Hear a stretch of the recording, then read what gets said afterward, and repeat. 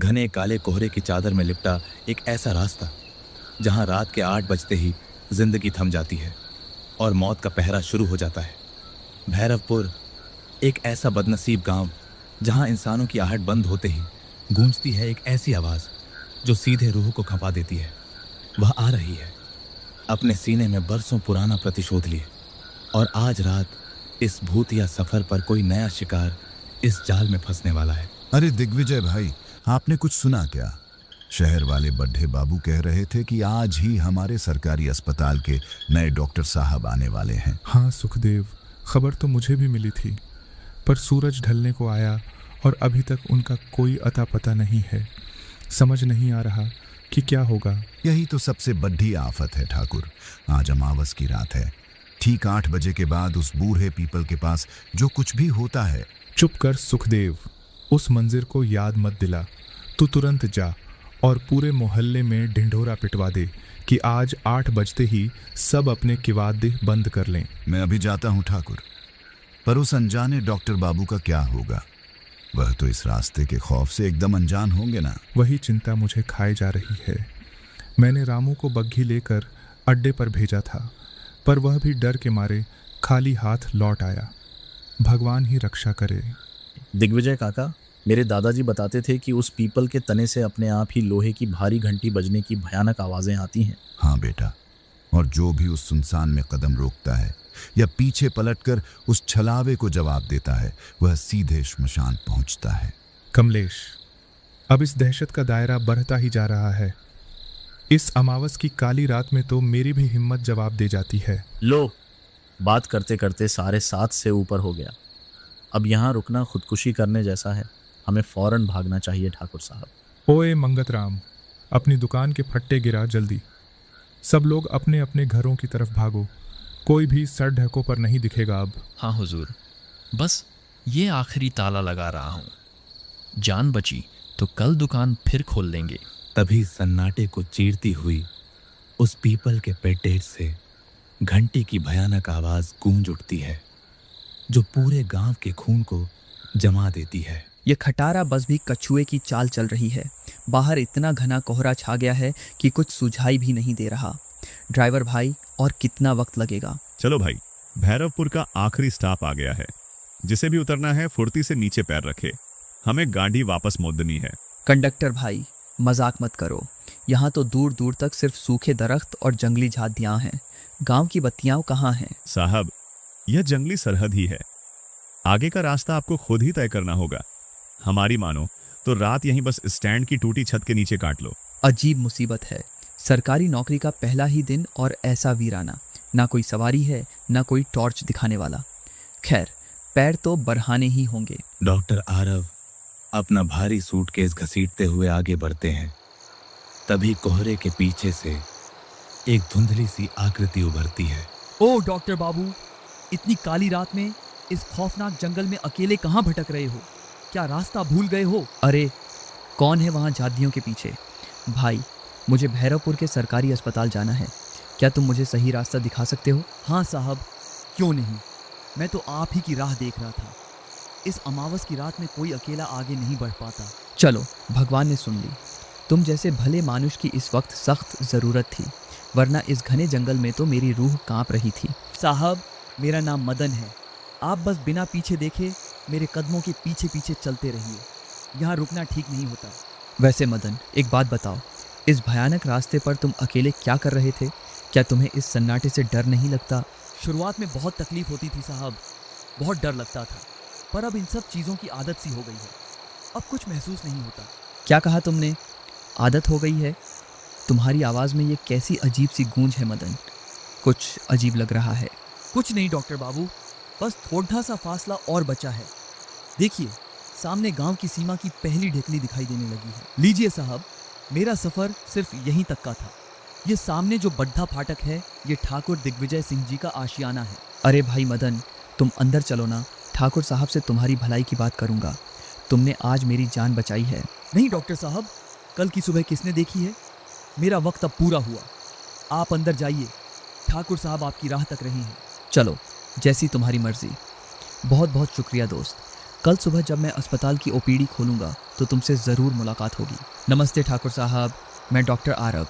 शहर से आते आते बस के चक्कर में बहुत देर हो गई, माफ़ी चाहता हूँ। अरे डॉक्टर साहब, आप जिंदा? इस वक्त तुम उस 3 किलोमीटर लंबे खौफनाक जंगल को पार करके अकेले यहाँ कैसे आ गए? अरे नहीं ठाकुर साहब, अकेले आने की मुझ में कहाँ इतनी हिम्मत थी। वह तो आपके गांव का एक भला आदमी मदन मुझे सही सलामत यहाँ लाया। मदन? तुमने किस आदमी का नाम लिया डॉक्टर? क्या तुमने सच में मदन कहा? कमलेश, जरा लालटेन इधर लाना। हाँ, मदन ही नाम बताया था उसने। बद्धा, सीधा और मददगार लड्डाच का है। अभी बाहर ही खद्दाहा था, शायद वापस अपने घर की तरफ निकल गया होगा। यह नामुमकिन है डॉक्टर। मदन को मरे हुए पूरे 5 साल हो चुके हैं। उसकी आत्मा आज भी उस पीपल पर लटकी हुई है। क्या बकवास है ये? वह हाथ मांस का इंसान था ठाकुर साहब। उसने मुझसे बात की, मेरे साथ चलकर यहाँ तक आया। क्या इस गांव में सब पागल हैं? मैं झूठ नहीं बोल रहा डॉक्टर साहब। जिस मदन के साथ तुम चलकर आए हो वह कोई इंसान नहीं, बल्कि इस गांव को बर्बाद करने वाला भूत था। यह आप कैसी बातें कर रहे हैं ठाकुर साहब? मैंने खुद उसे छुआ था, उसकी आवाज़ सुनी थी। मरे हुए इंसान का कोई साया ऐसे कैसे चल सकता है? डॉक्टर साहब, उस पीपल के पेड़ डीएच की घंटी ही इस गांव की बर्बादी का ऐलान करती है। आप मदन के जाल में फंस चुके हैं। अब यहाँ से बाहर निकलने का रास्ता बंद है। डॉक्टर साहब, काका सच कह रहे हैं। गांव में जो भी मदन का नाम लेता है, मौत उसे बुलाने आ जाती है। आज रात हमें यहाँ से हिलना भी नहीं चाहिए। चाहे वो भूत हो या इंसान, मुझे आज रात अपनी जान बचानी है। ठाकुर साहब, अगर आप इजाज़त दें तो मैं आज की रात यहीं आपके घर के किसी कोने में गुजार लूं। आप ज़रूर रुकिए डॉक्टर साहब, लेकिन याद रहे खिड़की की तरफ मत झांकना। आज की रात अमावस की है और बाहर मौत का साया भटक रहा है। भयंकर रात गुजर चुकी थी, लेकिन ठाकुर के घर में डर का माहौल अभी भी कायम था। आरव को अस्पताल ले जाने के लिए कमलेश पहुंचा। डॉक्टर साहब, चलिए, अस्पताल का वक्त हो गया है। वैसे रात कैसी कटी? आप ठीक तो हैं ना? पता नहीं कमलेश, मैं अब भी सोच रहा हूँ कि कल रात वो कौन था। खैर छोड़ दो, चलो आज काम शुरू करते हैं। अस्पताल पहुंचते ही क्या यह अस्पताल है या कोई खंडहर? इसकी दीवारें तो इतनी जर्जर हैं कि कभी भी गिर सकती हैं। यहाँ इलाज कैसे होगा? साहब, यहाँ कोई मरीज नहीं आता। और सुनिए, अस्पताल के ठीक सामने जो पुराना कुआं है, उसके पास कभी भूलकर भी मत जाइएगा। वो कुआं? उस कुएं में ऐसा क्या है? क्या वहाँ भी कोई भूत प्रेत की कहानी जुड़ी है? हर चीज़ पर पाबंदी क्यों है यहाँ? अरे नहीं साहब, वो बस अफवाहें हैं। आप अंदर बैठिए, मैं आपके लिए पानी लेकर आता हूँ। आप बस काम पर ध्यान दीजिए। पूरा दिन बीत गया, लेकिन एक भी मरीज नहीं आया। आरव की बेचैनी बरच रही थी। उसकी नजरें बार बार सामने वाले उस रहस्यमयी कुएं पर टिक रही थीं। यहाँ कोई आता क्यों नहीं? और सब लोग उस कुएं के पास जाने से डरते क्यों हैं? ठाकुर साहब ने भी कुछ नहीं बताया। मुझे खुद पता लगाना होगा। आरव का कुएं की तरफ बढ़ना। क्या है इसमें? अगर यह सिर्फ एक कुआं है तो गांव वाले इतना थर-थर क्यों कांपते हैं? आज इसका सच सामने आ ही जाएगा। तभी दोपहर की तेज धूप में भी अस्पताल के पास वाले पीपल के पेडेट से उस पुरानी घंटी की टन टन आवाज आने लगी। आरव की सांसें रुक गईं। ये दिन के उजाले में घंटी कैसे बज रही है? मदन? क्या मदन वापस आ गया है? नहीं, मुझे अस्पताल के अंदर भागना होगा। रात के 8 बज चुके थे। कमलेश घर जा चुका था। अस्पताल के अंदर सन्नाटा ऐसा था कि आरव को अपनी धड़ाकने भी शोर की तरह सुनाई दे रही थी। इस वक्त कौन? क्या कोई मरीज आया है? लेकिन गांव वाले तो 8 बजे के बाद घर से नहीं निकलते। कौन हो सकता है? दरवाजा खोलते हुए बाहर तो कोई नहीं है। फिर दरवाज़ा किसने खटखटाया? लगता है मेरा वहम है। मुझे शांत रहना होगा। कुएं के पास वो क्या है? सफ़ेद का पर्दा? कोई आदमी है या फिर क्या वही मदन है? मुझे उसे देखना होगा। आरव का कुएं की मुंडेर पर झुकना। अरे, यहाँ तो एक मूर्ति पड़ रही है। क्या यह किसी मंदिर की मूर्ति है? इसे यहाँ किसने फेंका? तभी एक ठंडी हवा आरव के कानों के पास से गुजरी। उसने पीछे मुद्द कर देखा, लेकिन वहां कोई नहीं था। घंटी की आवाज और तेज हो गई। मुझे यहाँ से भागना होगा। ये जगह ठीक नहीं है। मदन, उसकी रूह सच में यहाँ भटक रही है। मुझे बचाओ। गांव में चारों तरफ सन्नाटा था। ठाकुर दिग्विजय अपने कमरे में सो रहे थे। तभी खिड़की पर किसी के नाखून रहदने की आवाज आई। कौन है इस वक्त खिड़की के पास? कौन है? अगर कोई मजाक कर रहा है तो अच्छा नहीं होगा। ठाकुर दिग्विजय, याद है तुझे? तूने मुझे झूठे इल्जाम में मरवाया था। आज रात तेरा हिसाब पूरा होगा। नहीं मदन, मैं मजबूर था। लोग कह रहे थे कि तू ही चोर है। मैंने तो सिर्फ गांव वालों की बात मानी थी। मुझे बख्श दे। झूठ! तूने ही मुझे चोर साबित किया था। अब तू भी वही सजा पाएगा जो तूने मुझे दी थी। ठाकुर साहब, आप किससे बात कर रहे हैं? और यह दरवाजा बाहर से किसने खोला? आरव ने जो देखा उसे देखकर उसके होश उड़िए गए। कमरे के बीचों बीच कमलेश की बेजान लाश पड़ी थी और उसकी आंखें फटी की फटी रह गई थीं। कमलेश, ये क्या हो गया? ठाकुर साहब, ये कमलेश फर्श पर क्यों पड़ा है? इसकी आंखें, ये हिल क्यों नहीं रहा? वह आ गया था डॉक्टर बाबू। मदन आया था। उसने कमलेश को मार डाला। अब मेरी बारी है। वह मुझे जिंदा नहीं छोड़ेगा। शांत हो जाइए ठाकुर साहब, मुझे इसकी नब्ज देखने दीजिए। हे भगवान, इसकी धड़कनें तो पूरी तरह रुक चुकी हैं। ये मर चुका है। मैंने कहा था ना डॉक्टर, इस गांव में अमावस की रात को मौत का तांडव होता है।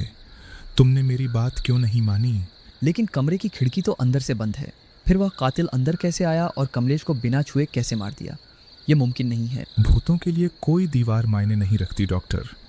वह सीधे रूह पर वार करता है। अब अगला नंबर मेरा ही।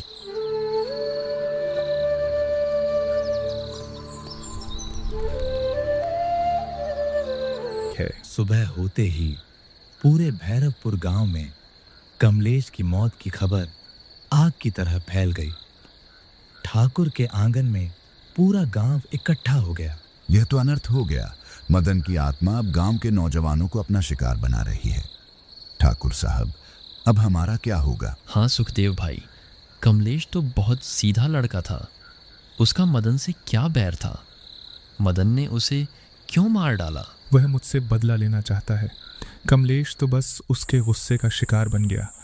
वह सबको एक एक करके खत्म कर देगा। गांव वालों, शांत हो जाओ। रोने से कुछ नहीं होगा।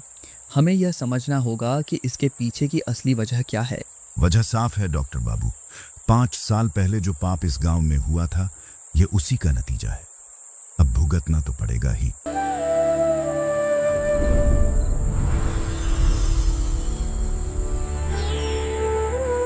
अस्पताल बिल्कुल सुनसान था। आरव अपने केबिन में अकेला बैठा था।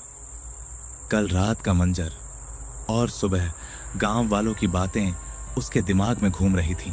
पीपल का पेड़, वह रात को बजने वाली घंटी, कुएं के पास वह सफेद साया और अब कमलेश की अचानक मौत, इन सब में क्या कड़ियों का जोड़ है? तभी अस्पताल के पुराने दरवाजे को धकेलते हुए एक बुजुर्ग आदमी अंदर दाखिल होता है। उसके कांपते हाथ और सफेद बाल उसकी उम्र बयां कर रहे थे। अरे बाबा, आइए बैठिए। क्या आपको कोई तकलीफ है? आपका शरीर इस तरह कांप क्यों रहा है? डॉक्टर बाबू, मुझे कोई शारीरिक बीमारी नहीं है। तकलीफ तो इस पूरे भैरवपुर गांव के नसीब में लिखी है। बाबा, थोड़ा पानी पीजिए और शांत हो जाइए। आपका नाम क्या है और आप किस तकलीफ की बात कर रहे हैं? मुझे रामनाथ कहते हैं बेटा। मैं इस गांव का सबसे पुराना निवासी हूँ। आज जो मौतें हो रही हैं, उनका सीधा नाता मदन की रूह से है। रामनाथ काका, आप मदन के बारे में क्या जानते हैं? मुझे वह सच जानना है जिसे पूरा गांव छुपाने की कोशिश कर रहा है। 5 साल पहले इस गांव के प्राचीन मंदिर से माँ दुर्गा की बेशकीमती पत्थर की मूर्ति चोरी हो गई थी। पूरा गांव चोर की तलाश में था। फिर क्या हुआ काका? चोर पकड़ा गया क्या? मदन का उस चोरी से क्या वास्ता था? उसी काली रात को मदन गांव के पास वाले तालाब की तरफ गया था। कुछ लोगों ने एक साए को भागते देखा और मदन को ही चोर समझ लिया। सिर्फ शक के बिना पर? क्या किसी ने उसे मूर्ति के साथ देखा था या कोई गवाह था? नहीं डॉक्टर बाबू, कोई सबूत नहीं था। ठाकुर दिग्विजय सिंह और बाकी गांव वालों ने मदन की एक न सुनी। वह रोता रहा, गिड़गिड़ाता रहा, पर सब बहरे बन गए थे। ठाकुर साहब, मैं बेकसूर हूँ, भगवान के लिए मुझे मत मारो। मैंने मंदिर की मूर्ति को हाथ भी नहीं लगाया, मैं तो बस तालाब की तरफ गया था। झूठ मत बोल मदन, इतनी रात को तू तालाब के पास क्या कर रहा था? गांव की पवित्र मूर्ति तूने ही चुराई है और कहीं छुपा दी है। हाँ ठाकुर साहब, यही चोर है। अब यह बहाने बना रहा है। इसे ऐसी सजा दो कि इसकी पुश्तें याद रखें। सुनो गांव वालों, इसके गले में ये भारी लोहे की घंटी बांध दो। जहां से भी यह गुजरे सबको पता चलना चाहिए कि चोर आ रहा है। मदन उस अपमान को बर्दाश्त नहीं कर सका बेटा। उसी रात उसने गांव की सीमा पर बने पीपल के पेड़ से लटक कर अपनी जान दे दी। हे भगवान, ये तो बहुत बड़ा अनर्थ हुआ। एक बेकसूर इंसान को घुट घुट कर मरने पर मजबूर कर दिया गया। अगली सुबह जब उसकी लाश मिली तो गले में वही घंटी बंधी थी। तब से हर अमावस की रात वह घंटी खुद ब खुद बजती है। वह अपना इंतकाम ले रहा है। रामनाथ काका, मदन की आत्मा भटक नहीं रही है, वह सच दिखाना चाहती है। मैंने कल रात अस्पताल के कुएं में कुछ देखा था। कुएं में? तुमने उस भूतिया कुएं में क्या देख लिया डॉक्टर बाबू? चमत्कार या सच, जो भी हो, चलिए मेरे साथ। आज उस रहस्य का पर्दाफाश करते हैं जो 5 साल से छुपा हुआ है। दोपहर के सन्नाटे में डॉक्टर आरव और रामनाथ काका उस पुराने जर्जर कुएं के पास पहुंचते हैं जहां बरसों पुराना सच दफन था। काका, जरा संभाल कर इधर झांकिए। कल रात जब मैंने सफेद साए का पीछा किया तो मेरी नजर इस गहराई पर पड़ी। हे भगवान, यह तो वही प्राचीन मूर्ति है, माँ दुर्गा की वही पाषाण प्रतिमा जिसे 5 साल पहले चुराया गया था। इसका मतलब साफ है काका, असली चोर मदन नहीं था। असली चोर ने पकड़े जाने के डर से मूर्ति को इस सुनसान कुएं में फेंक दिया था। तभी दोपहर के उजाले में भी हवा बर्फीली हो गई। पीपल के पेड़ से बंधी लोहे की घंटी तेज आवाज में टन टन बजने लगी। डॉक्टर बाबू, पीछे देखो, वह आ गया। मदन की रूह हमारे ठीक पीछे खड़ी है। मैं गुनहगार नहीं था, चोरी मैंने नहीं की थी। असली गुनहगार आज भी इसी गांव में आज़ाद घूम रहा है। मदन, मुझे तुम्हारी बेगुनाही का सबूत मिल गया है, लेकिन असली चोर कौन है उसका नाम बताओ ताकि हम उसे सजा दिला सकें। जब तक उस पापी को उसके कर्मों की सजा नहीं मिलती, मेरी आत्मा को मुक्ति नहीं मिलेगी। उसे बेनकाब करो डॉक्टर, उसे बेनकाब करो।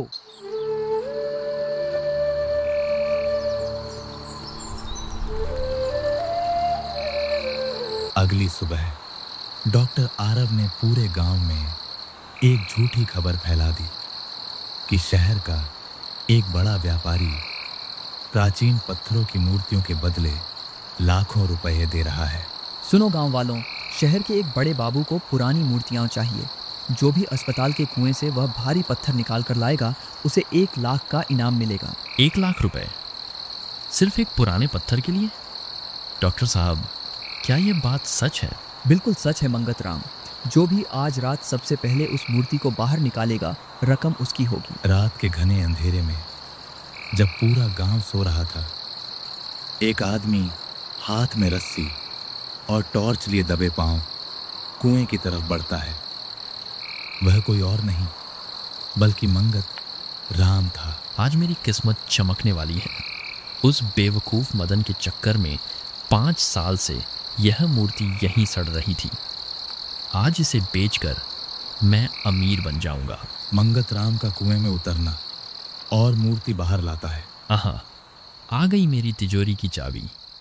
अब कोई मुझे रोक नहीं सकता। रुक जाओ मंगत राम, आज तुम्हारा यह खौफनाक खेल हमेशा के लिए खत्म हो गया। डॉक्टर साहब, आप और यह पूरा गांव आधी रात को यहाँ क्या कर रहा है? मंगत, तूने ही 5 साल पहले मंदिर की पवित्र मूर्ति चुराई थी और अपनी चोरी छुपाने के लिए बेकसूर मदन को फंसा दिया। मुझे माफ कर दो। हाँ, मैं ही चोर हूं। मुझे लगा था यह सोने की मूर्ति है, पर जब यह पत्थर की निकली तो मैंने डरकर इसे कुएं में डाल दिया था। नीच, तेरे लालच की वजह से एक मासूम लड़के की जान चली गई और पूरा गांव बरसों तक खौफ के साए में जीता रहा। पंचायत ने फैसला किया कि सुबह मंगत राम को पुलिस के हवाले किया जाएगा। तब तक उसे गांव के एक पुराने गोदाम में लकड़ी के भारी लट्ठों, टिम्बर लॉग्स के पीछे बांधकर रख दिया गया। यहाँ बहुत अंधेरा है, मुझे बाहर निकालो। कोई है यहाँ? मुझे डर लग रहा है। घंटे